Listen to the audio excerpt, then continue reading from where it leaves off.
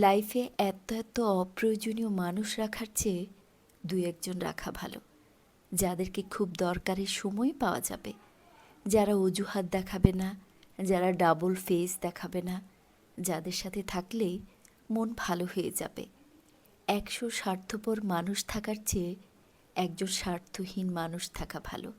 আর অবশ্যই এমন মানুষদের বন্ধু বানাতে হবে যাদের সাথে সম্পর্ক নষ্ট হয়ে গেলেও সম্পর্কের প্রতি সম্মান থেকে যাবে।